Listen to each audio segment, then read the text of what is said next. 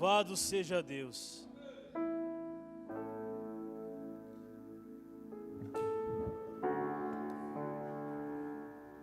Tudo é possível, somente crer, somente crer, somente crer. Tudo é possível, somente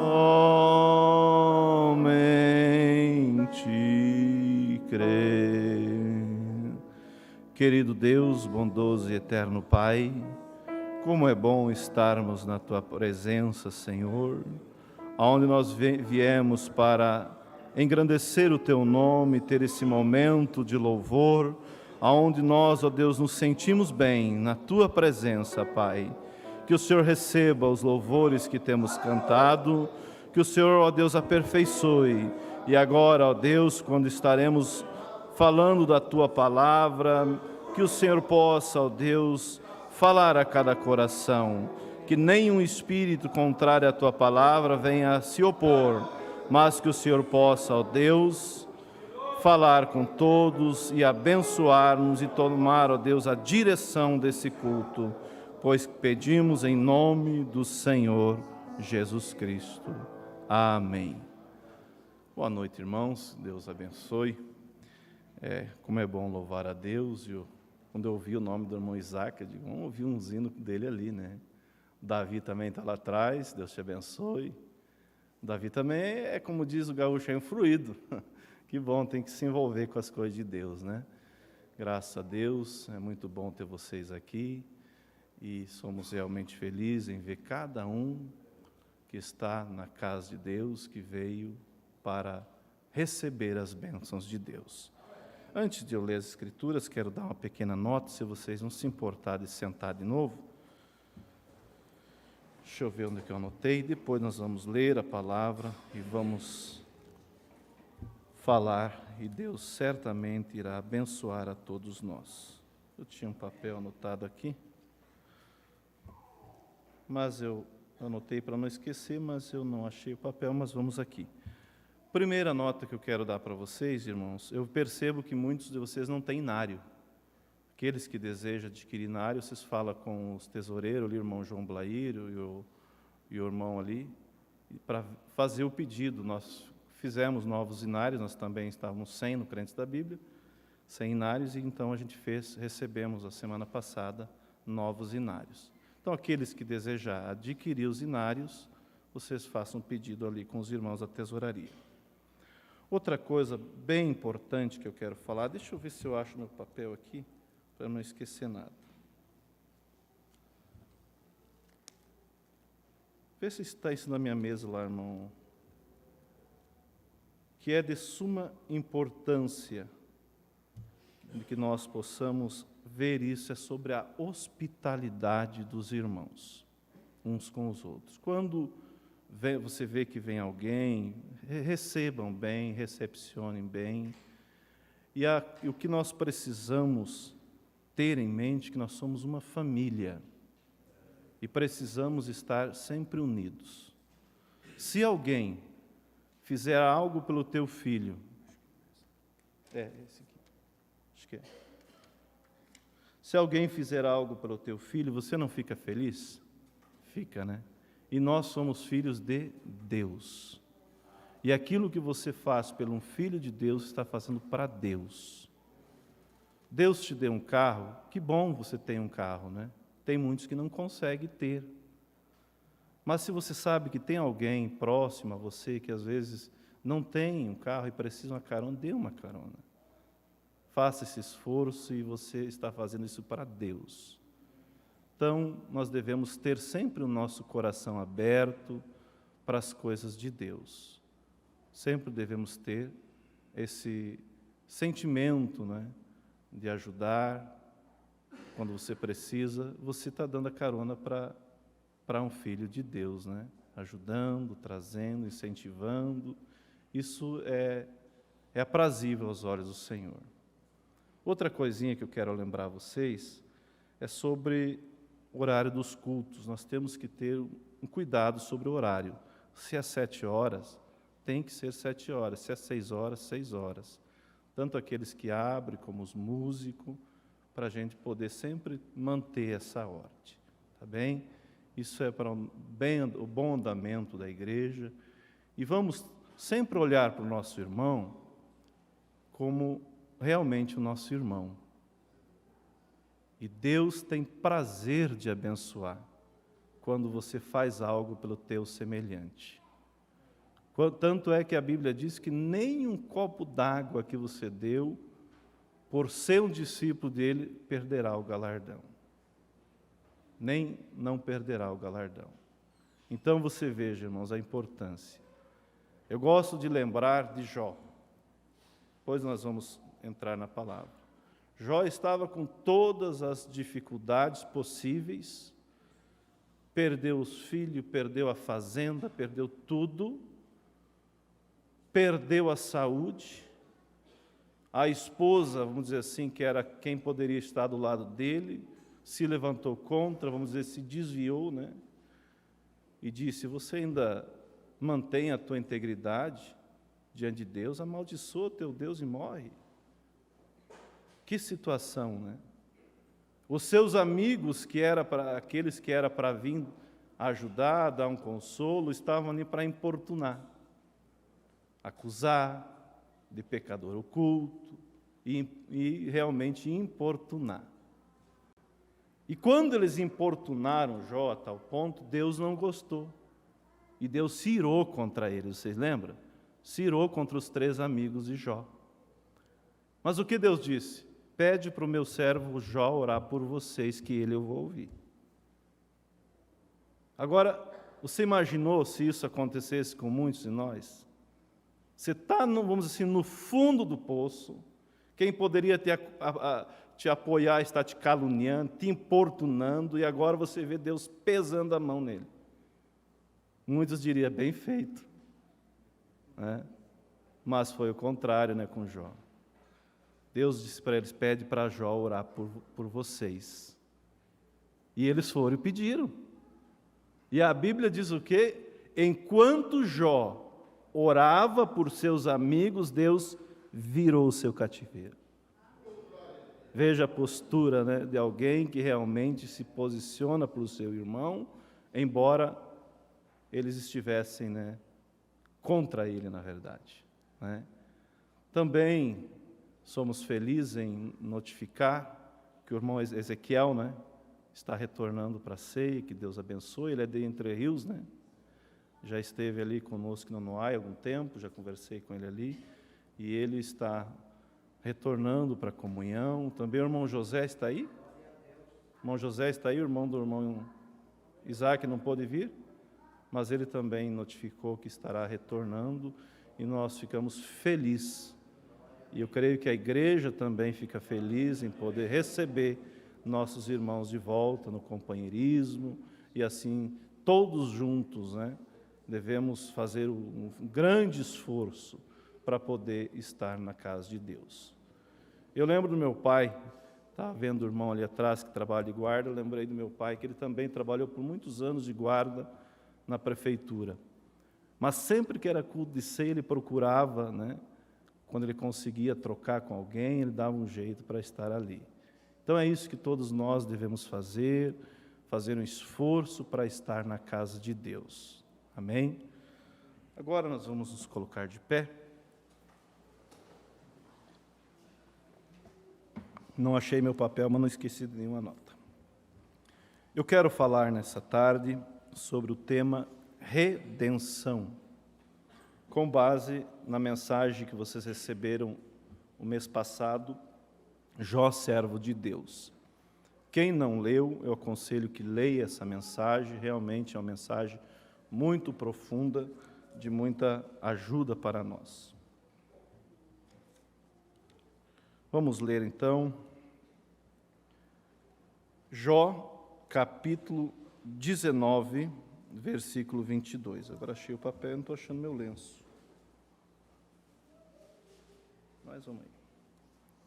Vamos ler então. Aqui está. Eu creio que, uma vez mais, todos nós seremos abençoados.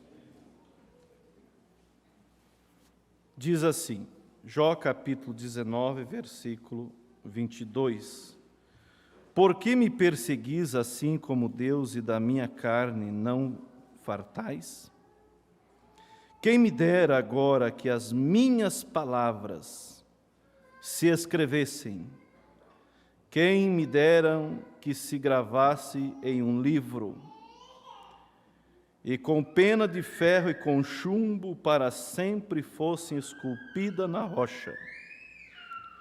Porque eu sei que o meu Redentor vive, e por fim se levantará sobre a terra. E depois de consumida a minha pele, ainda em minha carne verei a Deus. Vê-lo-ei por mim mesmo, e os meus olhos e não outros o verão, e por isso os meus rins se consomem dentro de mim. Oremos. Querido Deus, bondoso Pai, te agradecemos por essa confiança, essa convicção, que o Senhor sempre tem olhado para nós com amor e tem nos alimentado com a Tua palavra e tem nos protegido, nos mantido até aqui. E como diz a Tua palavra, que aquele que em vós começou a boa obra, a aperfeiçoará.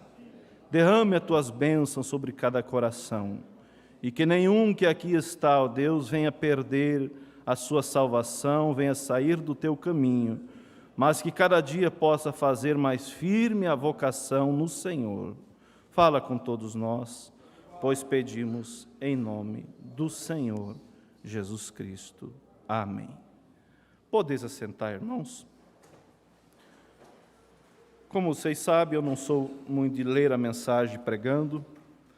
Eu leio ela e depois a gente cita, mas eu quero ler aqui o parágrafo 14, aonde o profeta começa falando sobre esse assunto. Ele diz assim: vocês conhecem o velho argumento que diz: por que Deus não poderia ter evitado tudo isso?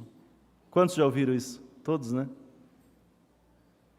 Vocês conhecem o velho argumento que diz: por que Deus não poderia ter evitado tudo isso e não ter tido nada disso, de problemas, né? Mas Deus colocou Satanás quase em pé de igualdade com ele. Satanás pegou as coisas de Deus e as perverteu em pensamentos maus. E através disso começou a perverter as coisas em mal, em vez de bem. E Deus, assim que a primeira coisa foi feita, de seu grande tesouro de amor, Ele tinha um plano de redenção naquele mesmo instante. Não teve que se assentar e pensar sobre tudo como seria. Ele era Deus infinito, Ele sabia como seria. Ele tinha em seu grande coração como Ele faria tudo isso acontecer. E então, de antemão, Ele conhecia a igreja, de antemão Ele conhecia Cristo, de antemão Ele conhecia o plano, Ele colocou tudo em ordem e o mundo girando. E você, estando morto para si mesmo, morto em Cristo e vivo depois que você está morto para si mesmo, vivo em Cristo, Deus está operando todas as coisas para o bem daqueles que o amam. E como você pode perecer? Você simplesmente não pode perecer. Não há como perecer, estando em Cristo, né? Então, eu reforço o conselho que o irmão Carlos deu ontem. Pegue o hábito de ler.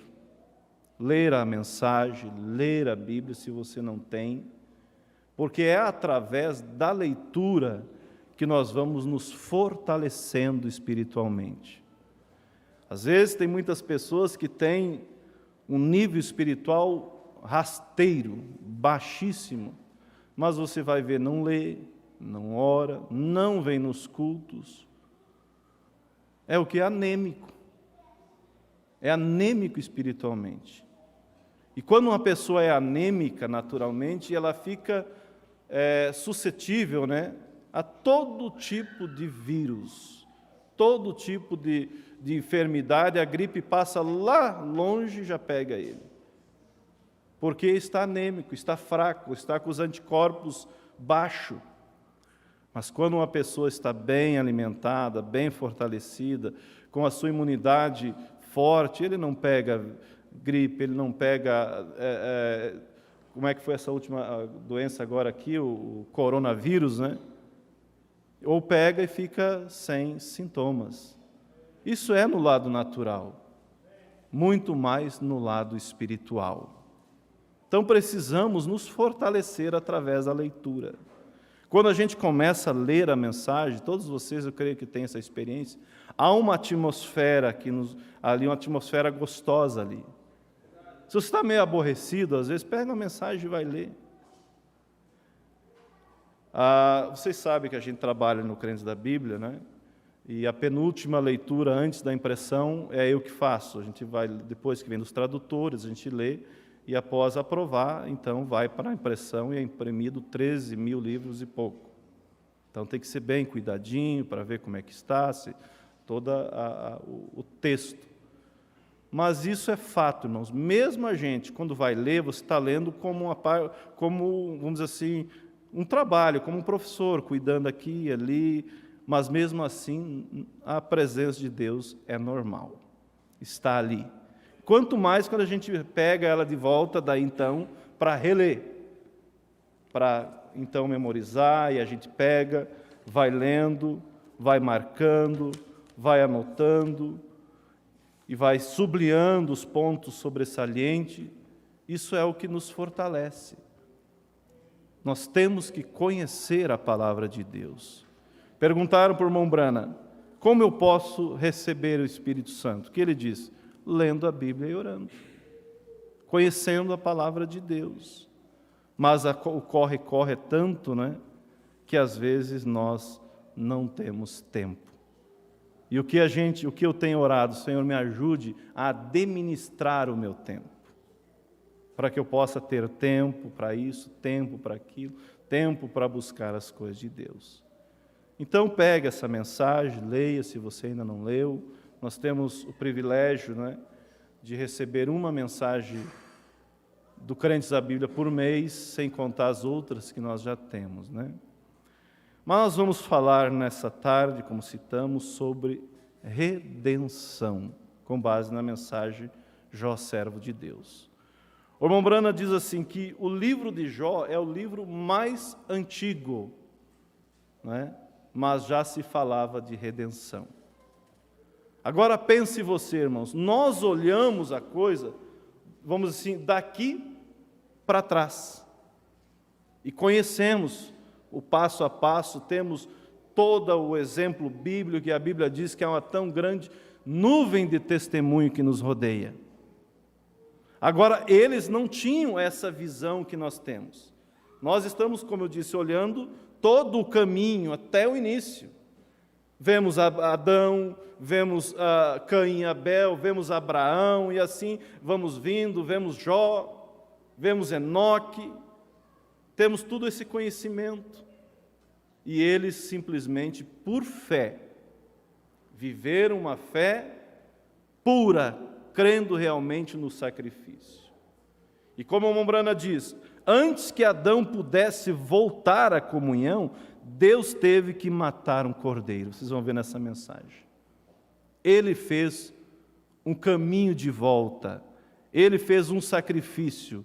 O sangue do animalzinho foi derramado para que Adão pudesse vir ao encontro de Deus, sair de trás dos arbustos e trocar, né, aquela veste que ele tinha feito de folhas de figueira pela veste que Deus tinha feito com a pele dos animais. Então nós vemos, irmãos, com um sacrifício provisório, eles viveram e fizeram proeza. E a Bíblia diz que aqueles que conhecem o seu Deus se esforçará e fará proezas. Então veja, irmãos, a Bíblia também diz que o Cordeiro foi morto antes da fundação do mundo. Deus não precisou fazer arranjo. Ele sabia que o diabo viria, derrubaria a sua semente, mas ele já tinha em mente o sacrifício perfeito, que era o seu próprio sangue que seria derramado. E vemos que os irmãos do Antigo Testamento, tudo no Antigo Testamento, são sombra, como diz a Bíblia, dos bens futuros. Tudo ali fala das coisas do Novo Testamento. O sacrifício, as luas novas, as festas, os sábados. Tudo aquilo apontava para o real que um dia viria. E a Bíblia diz em São João 3, capítulo 14 a seguir: como Moisés levantou a serpente no deserto, assim importa que o Filho do Homem seja levantado, para que todo aquele que nele crê não pereça, mas tenha a vida eterna. Por que a Escritura mais, vamos dizer assim, clara do que essa? E segue dizendo: porque Deus amou o mundo de tal maneira que deu o seu Filho unigênito, para que todo aquele que nele crê não pereça, mas tenha a vida eterna. Então tudo ali era tipo, e aquilo era sombra, e eles viveram naquilo, confiaram e foram vitoriosos. Mas hoje nós estamos vivendo não sobre a sombra, não sobre o tipo, mas sobre o original.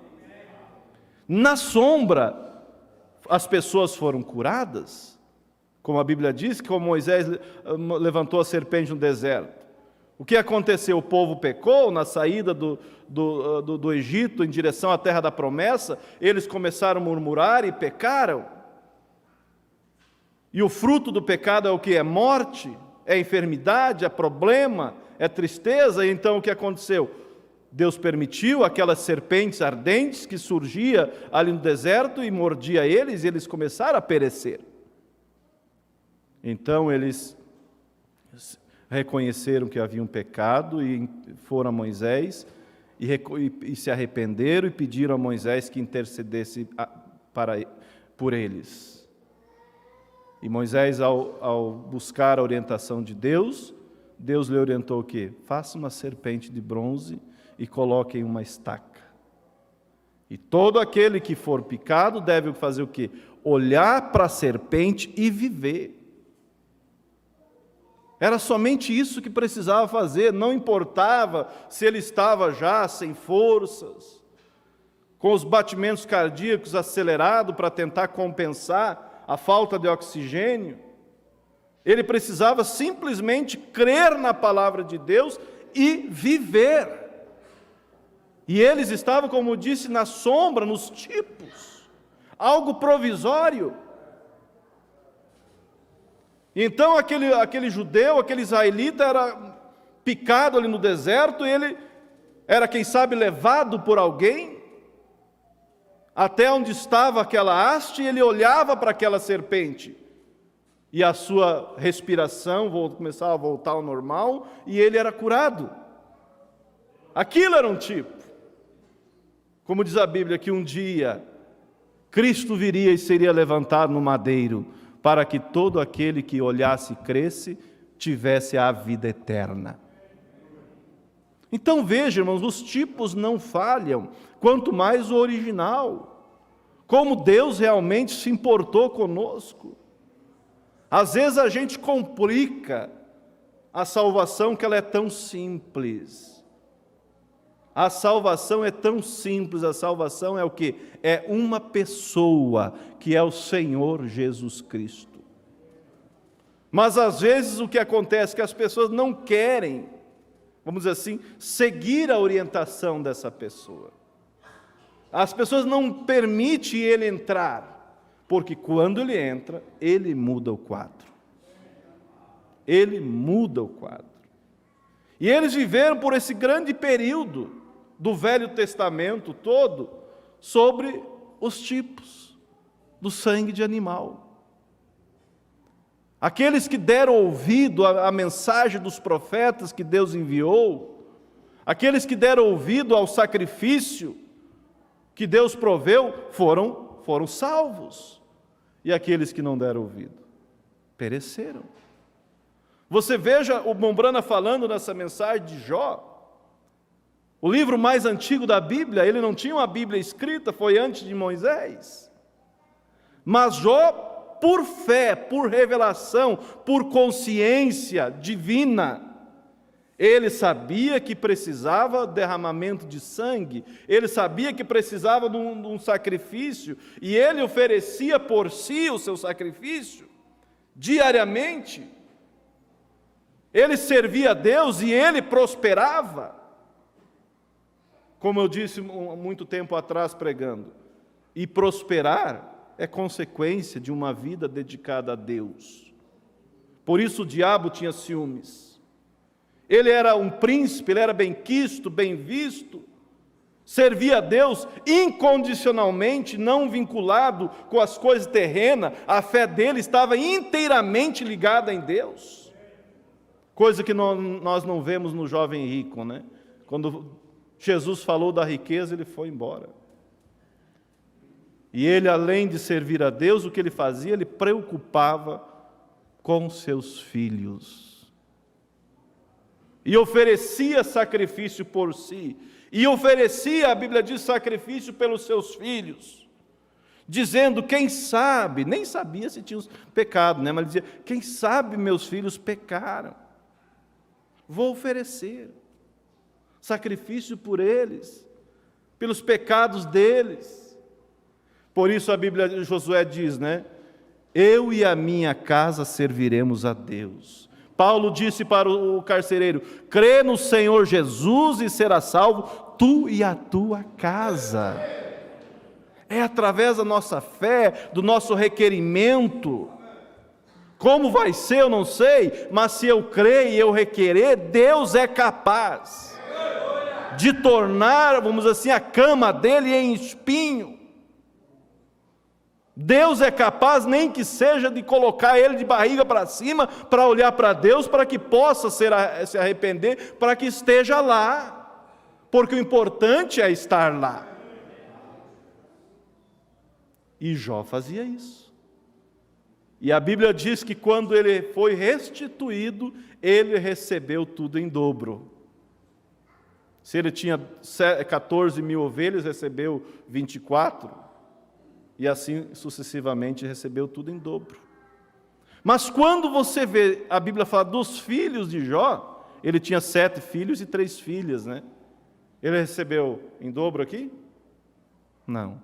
Ele recebeu 7 filhos e 3 filhas. Por que será? Os outros já estavam lá, esperando ele, porque havia um sacrifício feito por ele, intercedendo. Às vezes, irmãos, a gente observa na nossa caminhada, já não são muito criança mais, que tem pessoas que parece que o céu é só para eles. Não importa investir nos filhos, não importa em ensinar os filhos, não importa. Vive de qualquer forma e não planta o Evangelho. É que às vezes não tem nem para si. Vive uma vida rasteira, uma vida minguada, nunca fez o culto doméstico, nunca sentou para falar com os filhos de Cristo, nunca sentou para orar com os filhos. E aí perde tudo para o mundo. Agora você vê outros que dá gosto. Eles investem, eles lutam, eles ensinam. Eles fazem o que a Bíblia diz, cria teu filho no caminho que ele deve andar, e quando for mais velho ele não vai se apartar. Às vezes pode acontecer dele sair, mas a semente foi plantada ali dentro. E na hora de Deus apertar a moleira, ele sabe para onde correr. Então veja, irmãos, o sacrifício, a redenção, nós vemos lá do Velho Testamento, a intercessão, nós vemos vindo lá no Velho Testamento. Isso, como eu disse, nos tipos. E eles realmente viveram daquela forma. Mas Deus não falha. Você veja, irmãos, uma coisa que às vezes nós não paramos para pensar. Quando Jesus expira no Calvário, e eu gosto de repetir o que o irmão Brana diz na mensagem sepultamento. Ele diz, quando Cristo expirou no Calvário, ele não ficou inativo. Isso quer dizer parado. E ele diz, isso mostra também que quando nós sairmos desse corpo, nós não estaremos inativos, nós estaremos em algum lugar, no céu ou no inferno. E aí ele segue dizendo, quando Cristo expirou no Calvário, primeiro ele vai aonde? Ele desce aonde? No inferno. E chegando no inferno, o que ele fez? Pode você imaginar?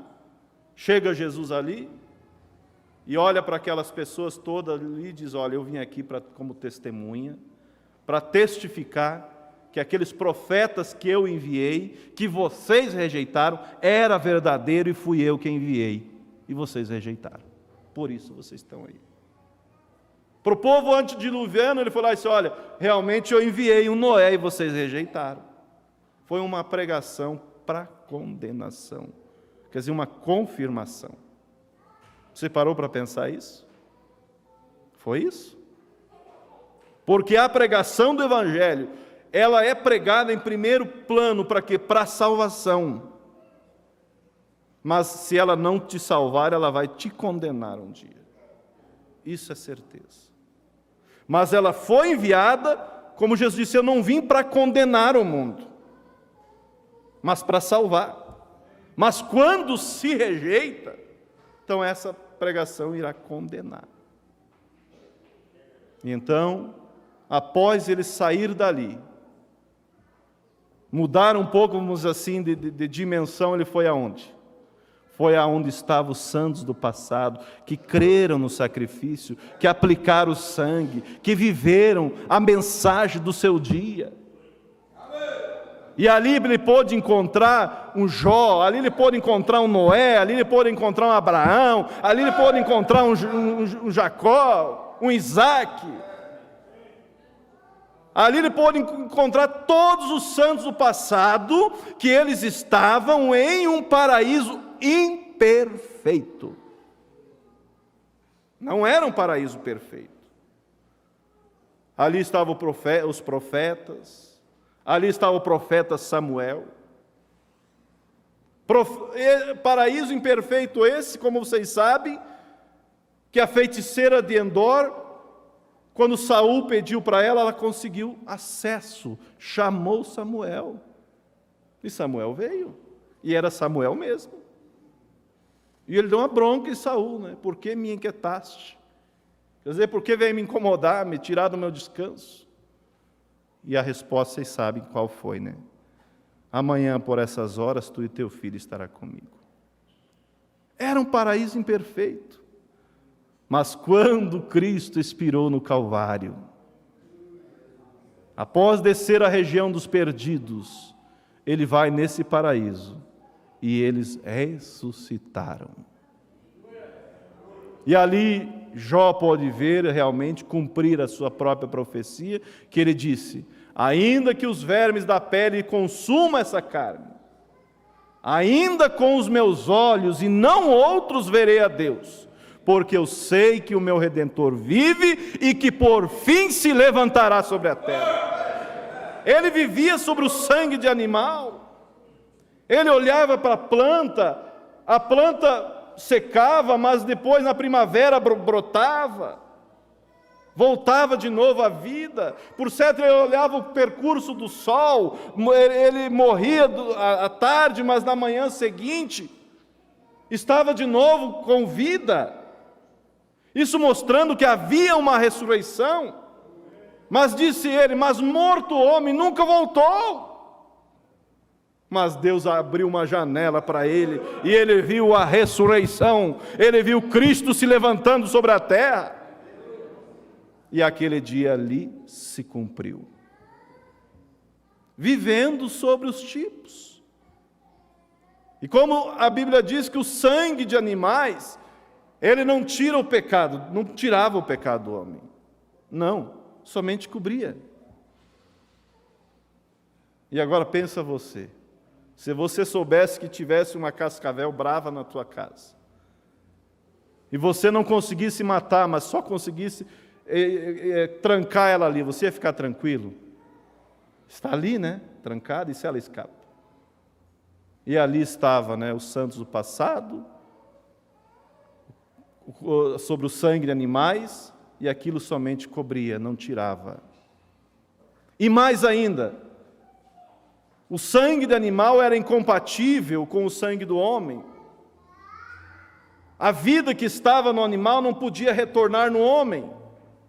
Não. Ele voltava para casa com o mesmo desejo de pecar. Ano após ano, ele oferecia o sacrifício por o seu pecado, mas ele voltava ali na primeira esquina, já levava uma rasteira de novo. De novo, o ano que vem, ele tinha que oferecer sacrifício. O próprio sacerdote que oferecia o sacrifício pelo povo, a Bíblia diz que primeiro ele oferecia por si e depois pelo povo. Mas um dia Cristo veio, e como João Batista disse, eis aí o Cordeiro de Deus, que tira o pecado do mundo. Não somente nos perdoa, mas tira o pecado do mundo, liquida uma vez por todas. E uma vez aplicado esse sangue na tua vida, a vida que está nesse sangue deve vir morar em nossos corações.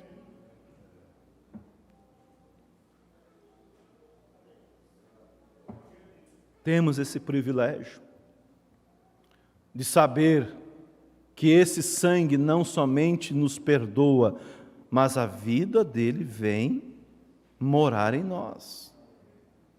Por isso, nós não podemos nos conformar com uma vida espiritual anêmica.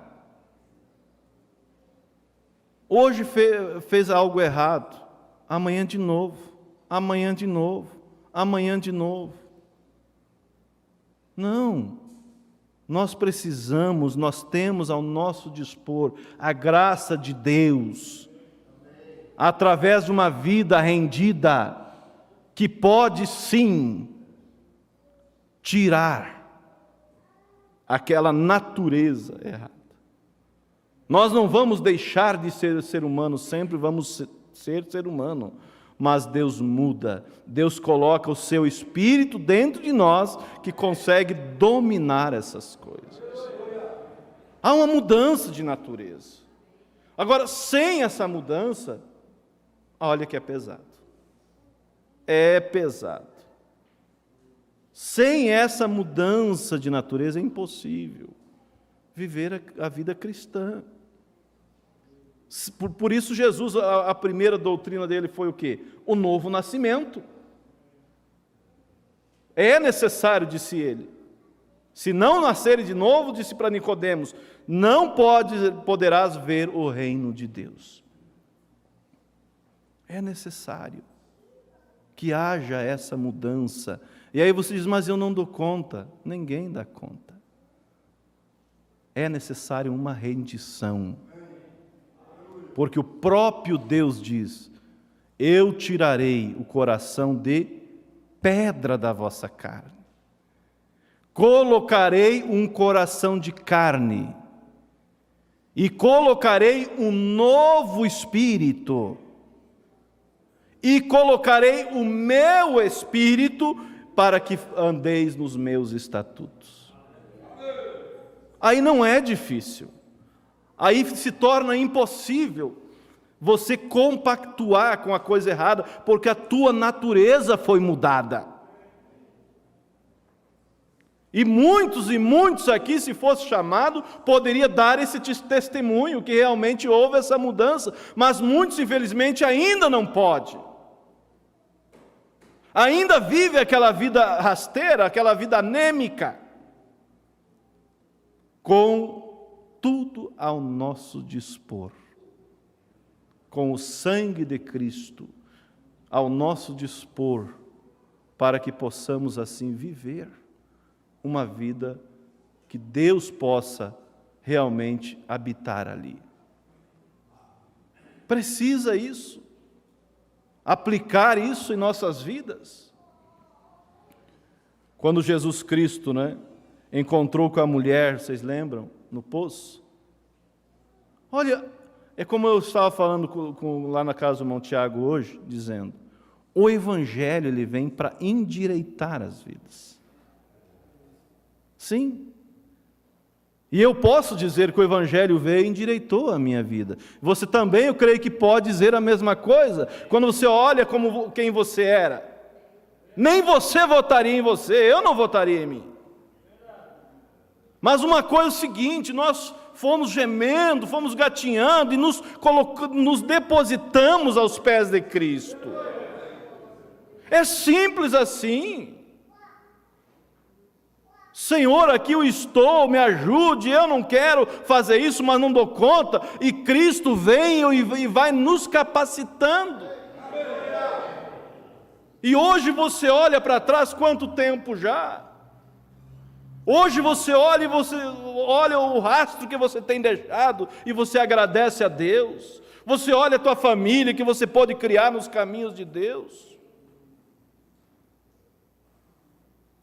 Quantas pessoas, irmãos, às vezes dos pés do Senhor Jesus Cristo, mas às vezes tem muitos que são crentes intelectuais, tem uma fé intelectual, ainda não fez uma visita ao Calvário, ainda segue alimentando-se de bolotas. Mas quando você faz essa visita e esse encontro com Jesus, e você realmente aceita a orientação dele, você volta uma nova pessoa. Porque ele é o Cordeiro de Deus que tira o pecado do mundo. Se olhando para uma serpente de bronze, eles eram curados, quanto mais olhando para o Filho de Deus que se fez carne, para Elohim.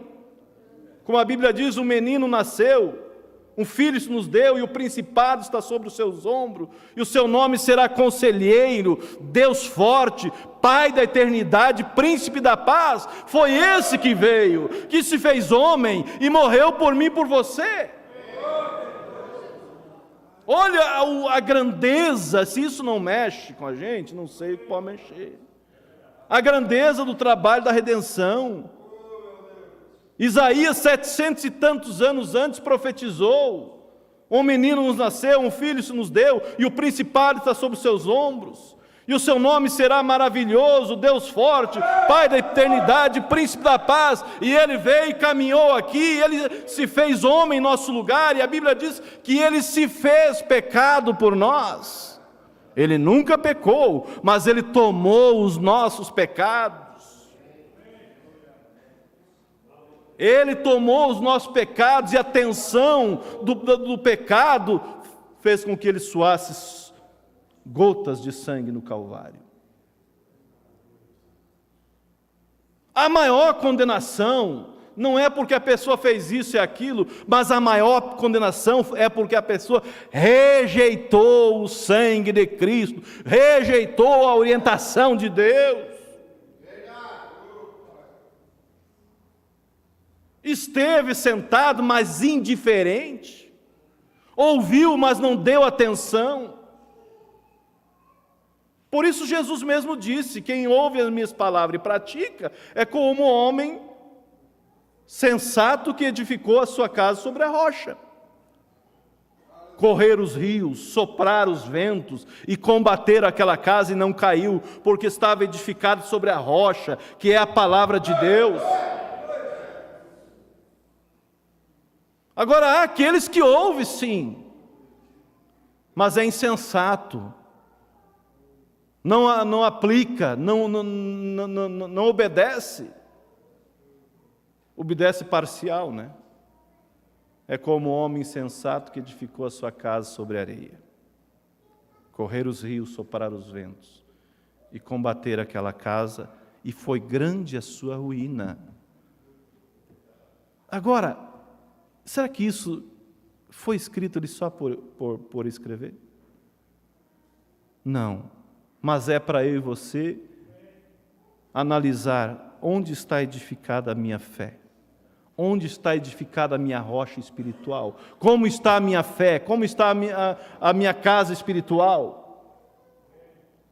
Porque pode certeza que o vento vai bater, a chuva vai bater, a enxurrada vai bater, sim. Na casa que está sobre a rocha, como também na casa que está sobre a areia. E você olha as duas casas, estão aparentemente 100% igual. Pintada bonitinha, com as janelas bem colocadinhas. As duas poderiam ser uma do lado da outra, mas se fosse olhar a fundação, uma estava fundamentada sobre a rocha. O que edificou a casa sobre a areia dizia: olha, você é tolo, você gastou quase o dobro que eu para fazer tua casa, olha, a minha é igual à tua. Claro, o outro fez a fundação. O cristão faz a fundação. O cristão se para pelas escrituras. O cristão não se vende. O cristão paga o preço. O cristão vai atrás. O cristão renuncia. O cristão vai aos pés de Cristo. Paga o preço, sim, mas está sobre a rocha. Quando o vento bate, quando a chuva bate, aquilo só vai fazer ele dormir, porque não é bom dormir com chuva. Só faz ele dizer. Você sabe quando sepultou o teu querido, que logo você chegará lá. É a chuva batendo, é a tempestade batendo. Quando você lembra naquele teu querido, a saudade bate, mas você sabe aonde ele está, porque você conheceu. Ele teve uma vida baseada na rocha da palavra de Deus. A chuva vai bater, claro que vai. Quem ouve as minhas palavras, como disse Jesus, né?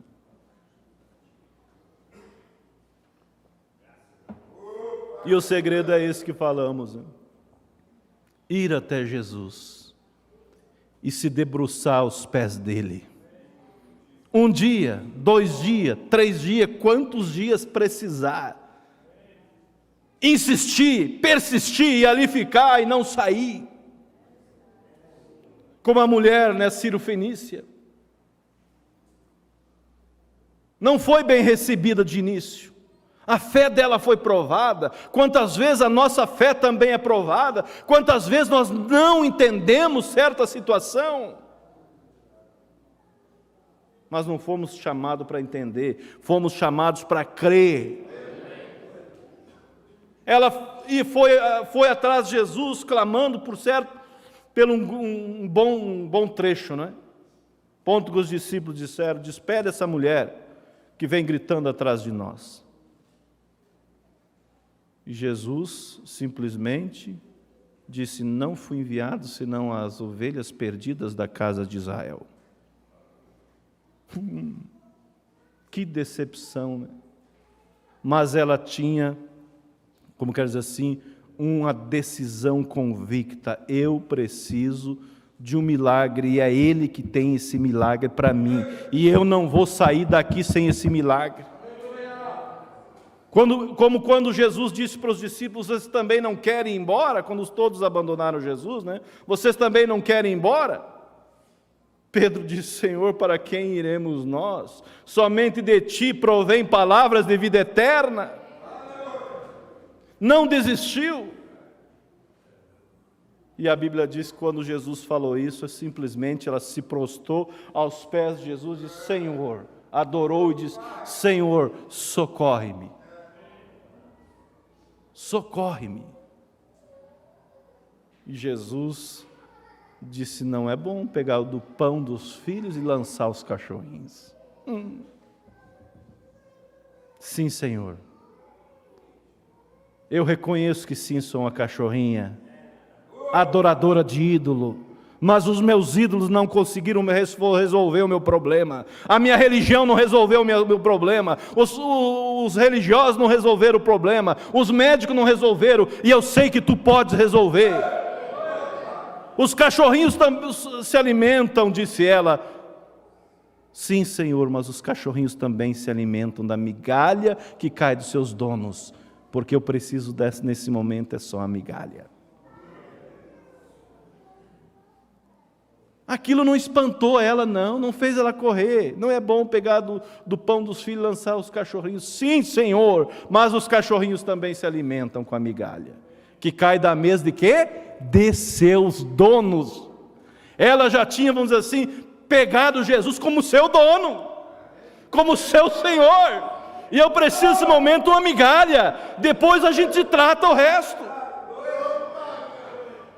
Se tem dúvida que você encontrará ela na glória quando você chegar lá? Quando chegar lá, pergunte pela mulher sirofenícia, ela vai estar em algum lugar. Eu creio dessa forma, porque ela foi na fonte certa. O segredo é esse, irmãos. Chegar até a esse Cordeiro que nos redimiu, que nos fez um trabalho de redenção. Como em Atos dos Apóstolos diz, olhai por vós, e por todo o rebanho pelo qual o Espírito Santo vos constituiu bispos, para apacentar a igreja de Deus, que Ele resgatou com seu próprio sangue. Aí está. O Evangelho endireita vidas tortas, vidas miseráveis. Quando Jesus encontra com a mulher do poço que eu estava falando aqui, veja que havia uma sede ali no coração dela, porque quando ela encontra com Jesus, já iniciou uma discussão religiosa. E Jesus disse, chama teu marido e vem aqui. Isso dá um bom exemplo para muitos, né? Jesus não ficou conversando só com ela ali, não. Chama teu marido e vem aqui. Não tenho marido. Disseste bem, porque já teve 5 e o que você tem não é teu. Vejo que tu és profeta. E foi e chamou a cidade toda, venha e veja um homem que me disse tudo sobre a minha vida. A presença de Cristo transforma. Quando os fariseus pensaram em fazer uma grande coisa, em pegar aquela mulher, e fizeram uma grande coisa, mas para o bem, né? Mas eles queriam fazer uma grande coisa para o lado deles, né? Levar a mulher que foi pega no ato de adultério diante de Jesus para tentar a Jesus, colocar a Jesus contra a parede. Mestre, essa mulher foi pega no ato de adultério. E na lei, está aqui, diz que as tais devem ser apedrejadas. Tu, porém, o que dizes? Se ele dissesse, eles pensaram, agora nós pega daqui, ele não escapa. Porque se ele inventar de mandar soltar, vamos dizer, está vendo? É contra a lei de Moisés. Pedra nele, contra a lei de Moisés. É ele que nós vamos apedrejar. E se ele dizer, então, cumpra a lei, está vendo, mandando matar a mulher? Ó. Porque a Bíblia diz que eles levaram a mulher para tentar Jesus. O Evangelho é algo que nos traz refrigério, né? E como uma vez eu falei, mas quando a broca de Satanás pegou ali, quebrou, porque chegou no dono da vida. Eles estavam diante do dono da vida, como poderia matar? Eles estavam diante da vida. Eles estavam diante de quem deu a lei para Moisés, e não podiam ver, né? Tão simples, humilde. Aquele que de vocês não tem pecado, tira a primeira pedra. Vocês são fariseus, vocês têm uma vida exemplar. E a Bíblia diz que eles começaram a se retirar pelos mais velhos. O auxiliar olhou, meu sacerdote está indo embora, o que eu vou fazer aqui? Aí ficou os membros da igreja, foi o pastor, foi o auxiliar, foi todo mundo, foi o líder de cântico, vou embora. Largaram as pedras e foram embora. E Jesus escrevendo na terra. O que será que Jesus escreveu na terra? Será que é alguma coisa aleatória? Eu não creio. Quem sabe ele começou a escrever o pecado do fariseu ali, ó. E o fariseu olhou, ele está sabendo. E começou a relatar, e ele, ó. E Jesus se levanta, olhou, não viu ninguém, disse: ninguém te condenou? Não, Senhor, ninguém. Quem tinha o direito de pegar todas aquelas pedras era Jesus e jogar nele. Mas ele disse o quê? Nem eu. Vai e não peques mais. Aquele encontro, irmãos, houve com certeza uma transformação, e ela passou a ser o quê? Uma seguidora de Jesus. Não há como você ter um encontro com Jesus e não ter essa mudança. Ela passou a ser uma seguidora. Vai, não peques mais. E ela disse: sim, Senhor, nunca mais. Era para mim estar morta, mas Ele me perdoou, Ele me deu uma nova oportunidade, eu vou viver agora para Ele. Graça, né? Isso é graça. Quando nós chegamos a esse Cordeiro, os irmãos estão captando? É tudo que precisamos. Nos tipos não falhou, vai falhar agora. Não falhou. Davi errou, mas ofereceu sacrifício. Jó ofereceu sacrifício por ele e para os seus filhos, e os filhos dele estavam lá. Abraão ofereceu sacrifício. Noé, todos eles. Enoque. E não falhou, era tipo, mas eles sabiam por fé que um dia viria o verdadeiro. Um dia se levantaria aquele da semente da mulher, como diz a Bíblia. Tu lhe ferirás o calcanhar, mas da semente da mulher se levantará um que esmagará a cabeça da serpente. O diabo estava contando vitória. Veja.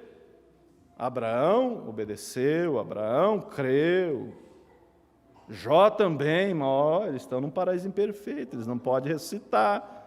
Eu tenho a chave da morte aqui, eu quero ver quem tirar. Ele tinha sim a chave da morte, os irmãos do passado não tinham como ressuscitar, eles estavam trancados. Claro que não era no inferno, era um lugar bom, porque aonde Deus está, ali é bom. E ali estavam os filhos de Deus, mas estavam trancados. E o diabo tinha, sim, a chave.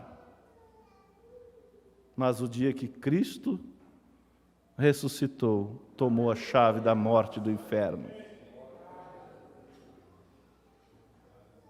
Aí está, irmãos. Quando Cristo entra, Ele muda a situação. Quando Cristo entrou na casa de Zaqueu, não precisou fazer muita coisa, não. Simplesmente a presença de Cristo mudou o quadro. Por isso é isso que nos dá segurança. Quando nós estamos em Cristo, como diz Romanos capítulo 8, portanto agora nenhuma condenação há para aqueles que estão em Cristo Jesus, que não andam segundo a carne, mas segundo o Espírito. Por isso Paulo em Romanos capítulo 8 encerra com isso daqui. 8,38 diz: porque estou certo que nem a morte, nem a vida, nem os anjos, nem os principados, nem as potestades, nem o presente, nem o porvir, nem a altura, nem a profundidade, nem alguma outra criatura poderá nos separar do amor de Deus que está em Cristo Jesus. Aí está. Quando nós entendermos isso e realmente chegar aos pés de Cristo e aplicar o sinal, e aplicar realmente o sangue de Cristo, o Espírito Santo em nossas vidas, nenhuma condenação há. Amém? Vamos nos pôr de pé, que Deus abençoe a todos.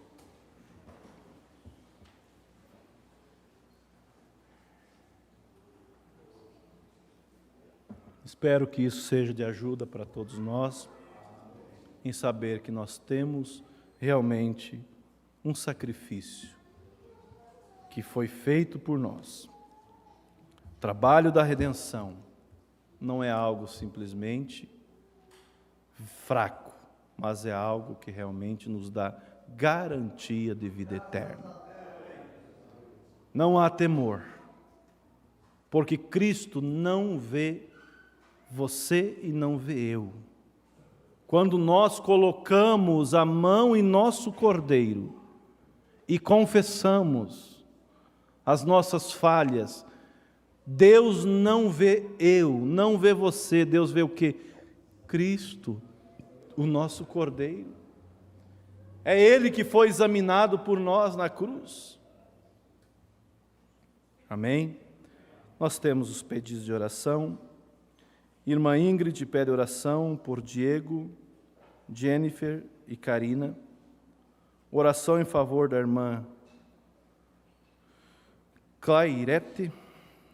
Irmão Pedro pede oração em favor de seu pai e por Filomena. Oração por Adson e por sua esposa Cauana e seu filho Gael e em favor do seu trabalho. Irmão Joaquim pede oração em seu favor em Ponte Preta. Vamos apresentar a Deus esses pedidos de oração. Querido Deus, eterno Pai, levante suas mãos. Olha por cada pedido, por cada agradecimento. Nós repreendemos todo mal, Senhor. Tudo aquilo, Senhor, que tem atrapalhado teus filhos. E pedimos a bênção sobre cada um. Querido Deus, o Senhor pagou um preço tão alto. Há um sangue que foi vertido em nosso favor. Não permita ninguém, Senhor, estar acomodado com a vida, Senhor, fora do teu sangue, fora do teu sacrifício, Pai. Oro por cada um dos nossos irmãos. Eu entrego essa palavra a Ti e peço que o Senhor vivifique em cada coração e que ela possa produzir o devido fruto, Pai. Em nome do Senhor Jesus Cristo. Agora leva teu povo em paz, guardado, e que, ó Deus, que a doçura do teu Espírito Santo esteja com cada um dos nossos irmãos. Seja com todos, dando uma semana abençoada a cada um dos nossos irmãos. Pois pedimos em nome do Senhor Jesus Cristo. Amém. Deus abençoe a todos, e enquanto o irmão vai cantando, a igreja pode se retirando, lembrando que domingo próximo nós teremos o culto de ceia. Temos também a semana da oração, como é de costume. E vamos viver, irmãos, uma vida perto de Deus. Se porventura ainda você vive uma vida rasteira, saiba que é possível. Sim, Deus ainda transforma. Deus muda. A gente às vezes prega, mas parece que fica com um sentimento que parece que nem todos entenderam. Mas eu sei que Deus irá colocar isso em cada coração. Não aceite uma vida fora de Cristo. Não aceite uma vida em pecado. Um sangue foi derramado. Está ao teu dispor, está à tua altura, ao teu alcance. Se tem que pagar o preço, pague. Mas não continue sem realmente usufruir desse sacrifício que foi feito por nós.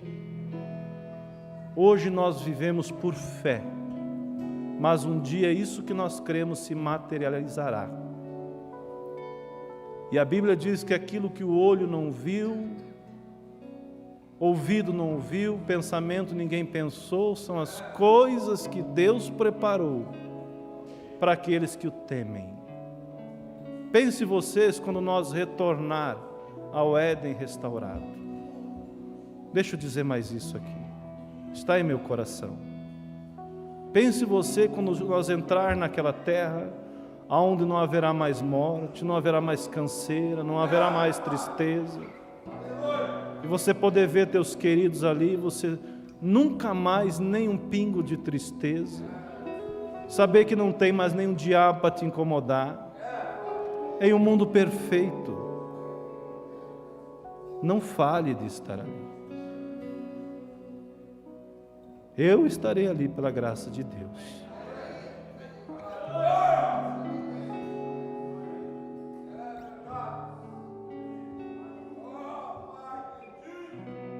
Deus abençoe.